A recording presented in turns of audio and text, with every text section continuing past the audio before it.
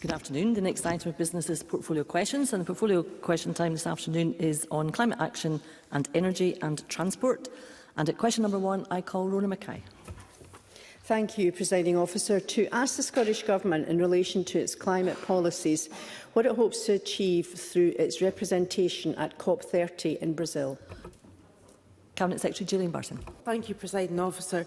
The Scottish Government's representation at COP30 delivered on our programme for government commitment to lead on climate action internationally. At COP30, I pressed for the scaling up of quality finance to meet the needs of the most vulnerable, advocated for a greater recognition of states, regions and devolved governments within global climate processes through Scotland's leadership roles as President of Regions 4 and Under 2 Coalition, and confirmed funding for loss and damage, human rights and adaptation projects as part of the £36 million Climate Justice Fund. I also showcased our climate justice and loss and damage programming, ensuring that the voices of the Global South were amplified. Rona Mackay. I thank the Minister for that answer. I welcome the Scottish Government funding for loss and damage, human rights and adaptation projects announced at COP30 last week, and the continued commitment to climate justice and action. Can the Cabinet Secretary say any more about the Scottish Government's domestic work to reach net zero, including through the recently published draft climate change plan? Cabinet Secretary. I thank Rona Mackay for giving that context, because of course our climate change plan domestically is very important, and as we represent what we do internationally and share our thoughts on how we can all decarbonise. Our plan sets out 150 actions across transport, buildings and agriculture to make meet Scotland's carbon budgets, while supporting people to make and adjust to the changes required. It introduces new measures to accelerate the transition to electric vehicles, electrify industry, reduce emissions while making Scottish industry more competitive. The plan also describes how we will ensure that the opportunities of net zero for new jobs and economic growth, better infrastructure and energy security, cleaner air and improved public services are seized and fairly distributed as part of a just transition. Supplementary, Douglas Thompson. Thank you, Presiding Officer. Can the Cabinet Secretary confirm if she flew business class to Brazil, the total cost of the trip for her and her officials? And can she explain why that money would not have been better spent on those constituents who are seeing their communities ruined by monster pylons and battery storage? Cabinet Secretary.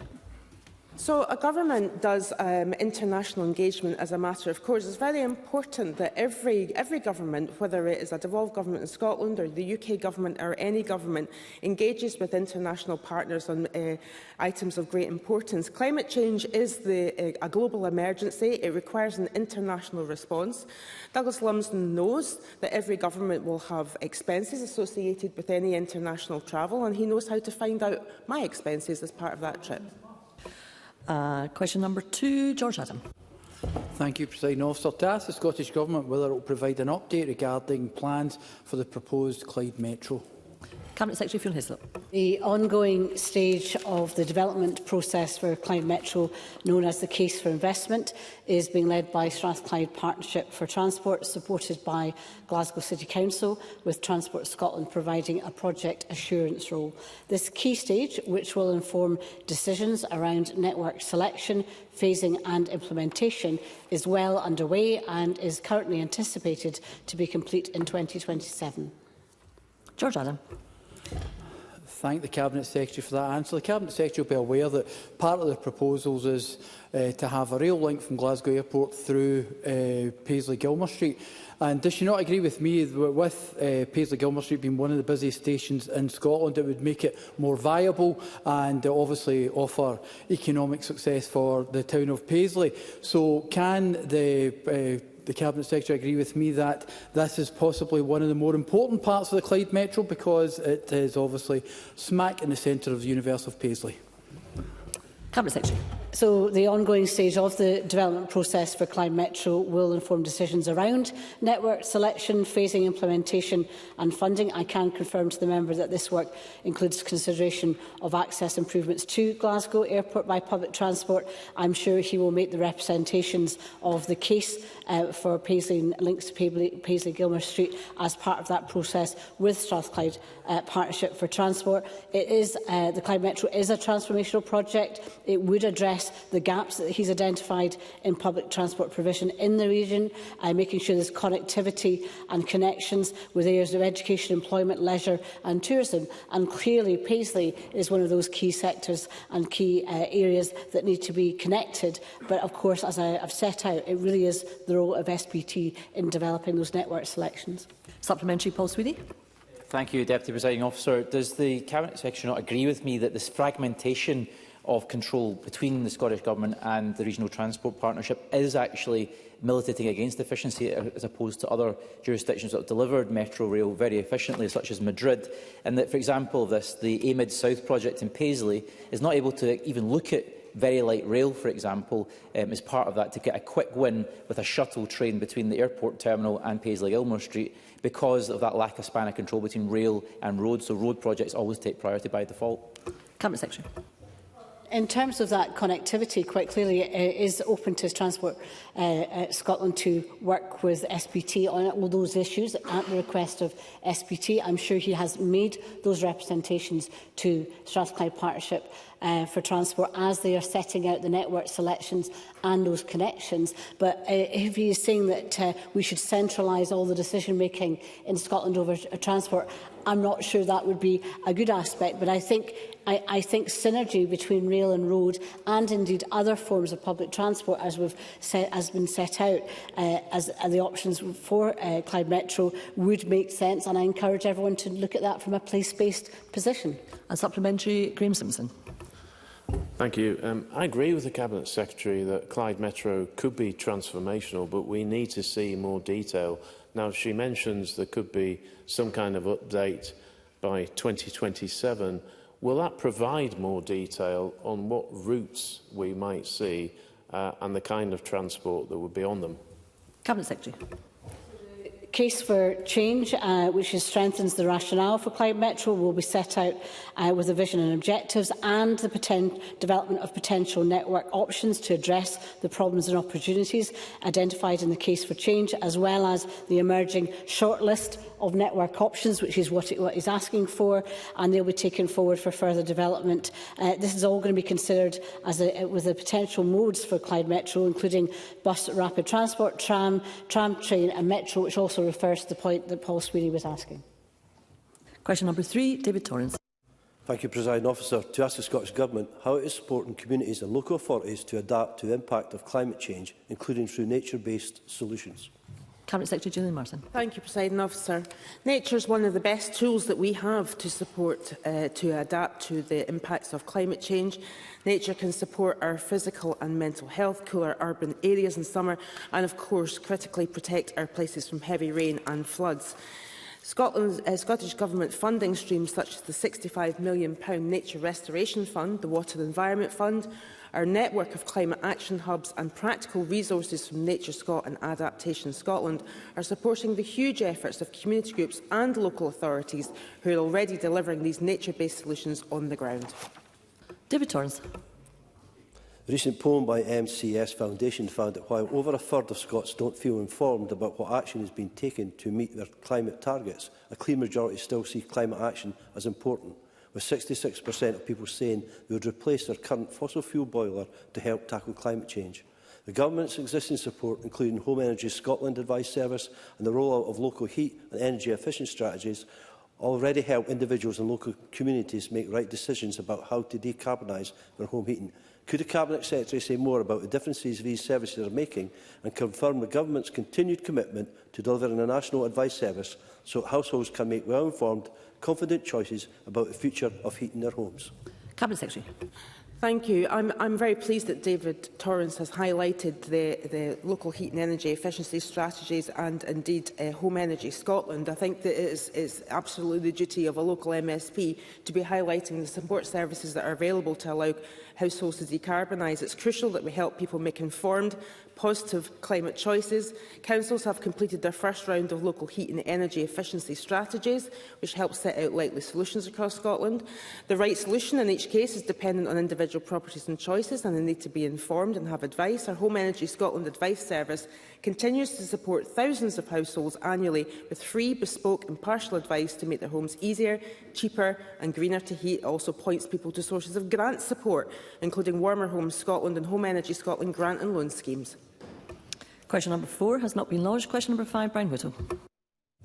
Thank you, Deputy Presiding Officer, and can I apologise to yourself and to the Chamber for my late arrival? I hadn't actually realised the timetable changed.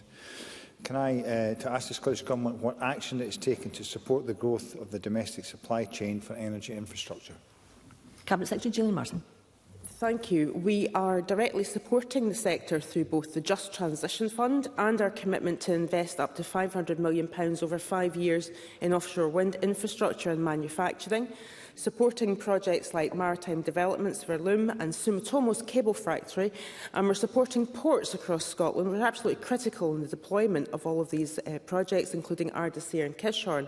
Over the last 18 months, we've invested almost £150 million, leveraging around £740 million of wider investment into 10 projects with the potential to support around 5,000 jobs across Scotland.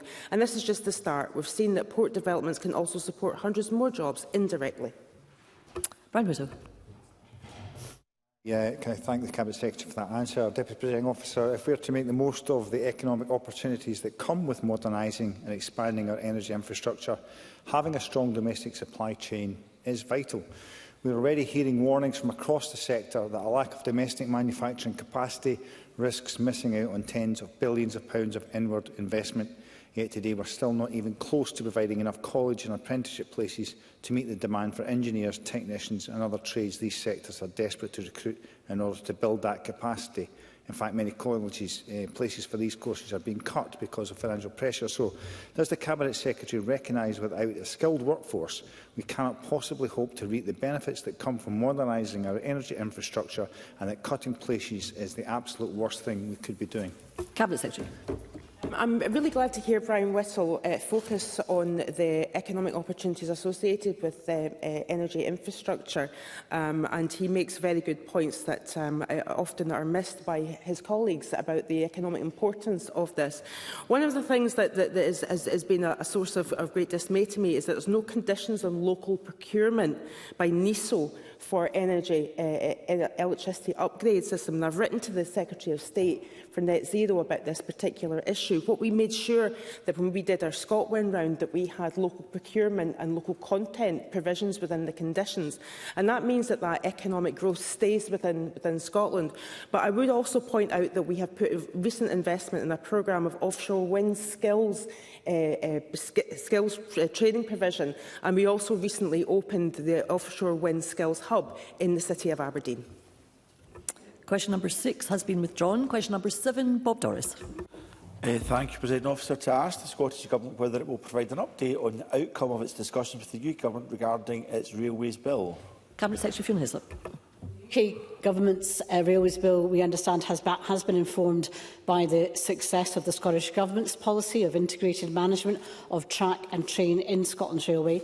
Our preferred policy position remains that it is in Scotland's best interest to devolve rail fully. However, we support the policy intent of the bill as it seeks to maximise the benefits of greater rail industry integration while respecting current devolved responsibilities.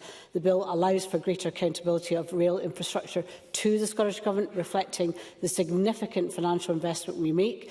It will also give Scottish ministers new powers to give directions and guidance to GBR relating to Scottish railway activities. While we are supportive of the bill, it will be subject to further scrutiny, including the Scottish Parliament's legislative consent process, which we are now going through, and further updates will be provided in due course. Bob Doris. I thank the Cabinet Secretary for that answer. Despite the majority of funding for Scotland's railways coming from the Scottish Government, not all aspects of Scotland's railway are fully accountable to the Scottish Parliament, that the Cabinet Secretary addressed in her initial response.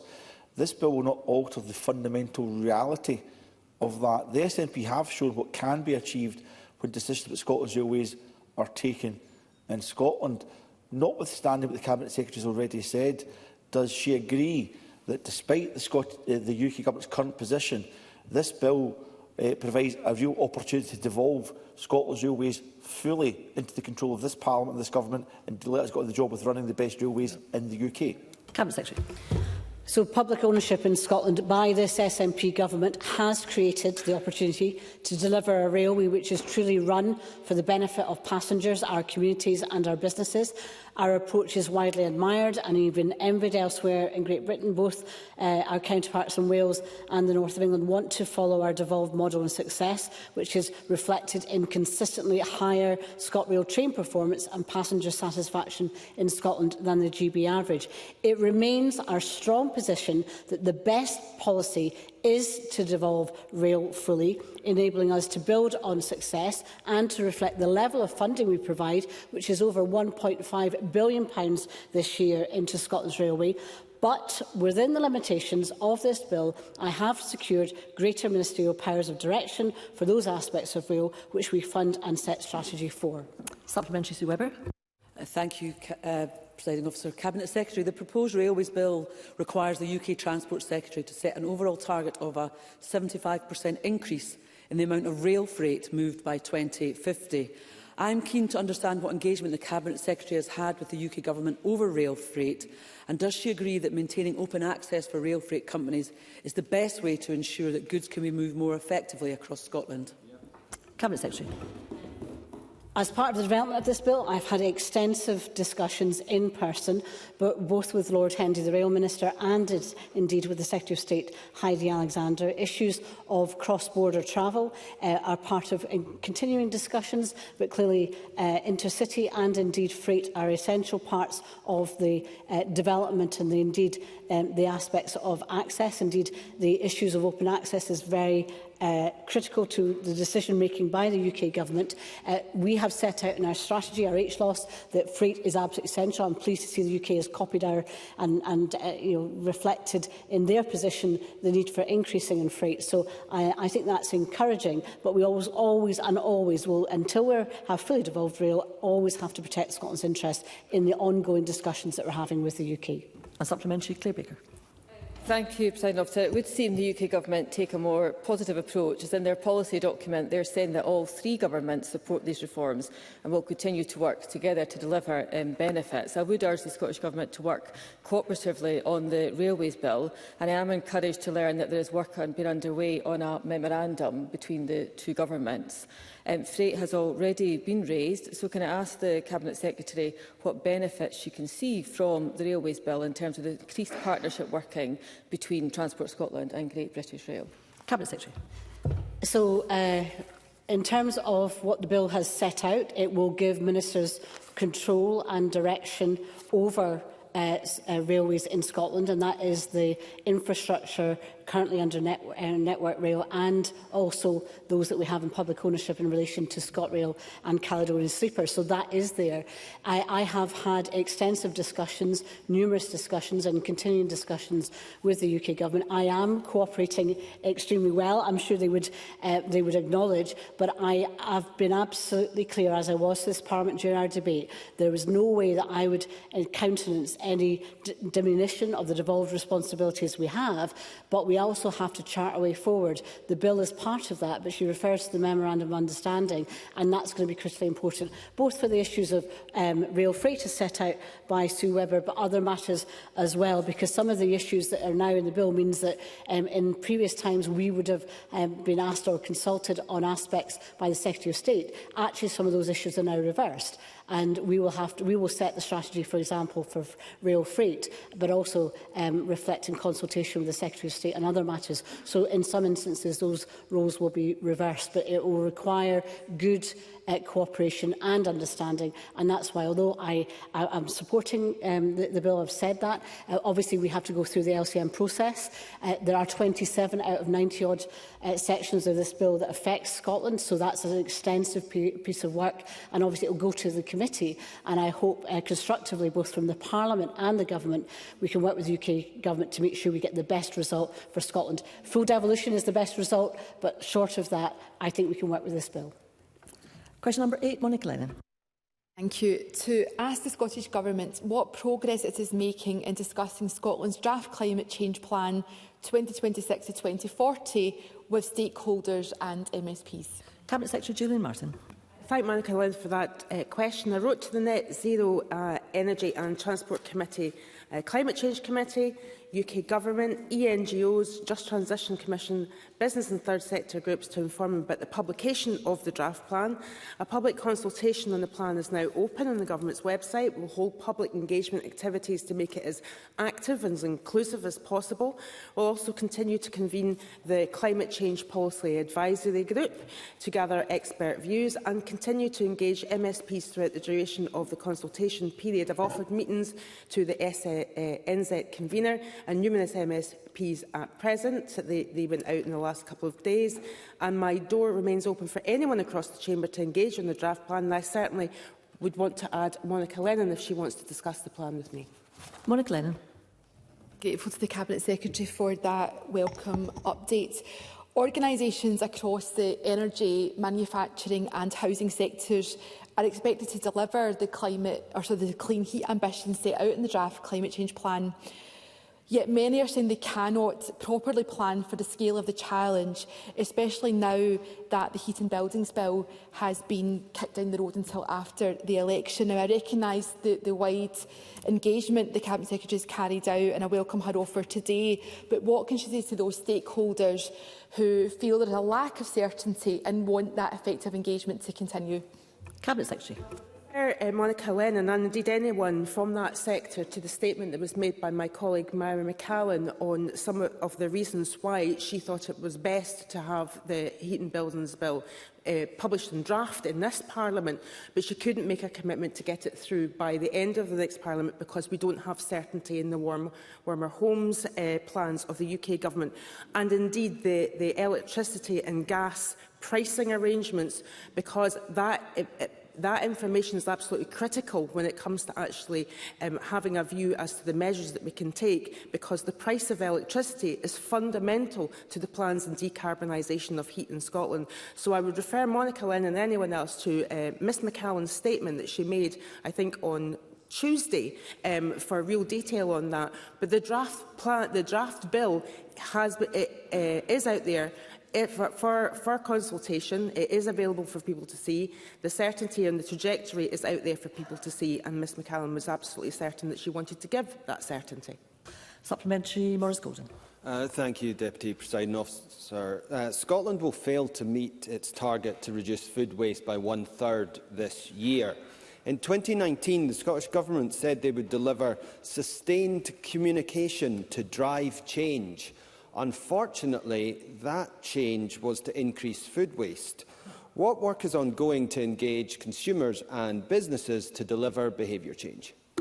Cabinet Secretary. So Maurice Golden will be aware that we have a circular economy route map, and that has been worked on with the involvement of local authorities who are actually working with us to reduce food waste in particular across 32 local authorities. Also work very closely with COSLA in that regard and my colleagues there. I can of course give Maurice Golden the signposting that there is around all the more recent circular economy announcements that come out about the publishing of the route map and the results of the work that's been undertaken by that engagement as a result of the Circular Economy Act.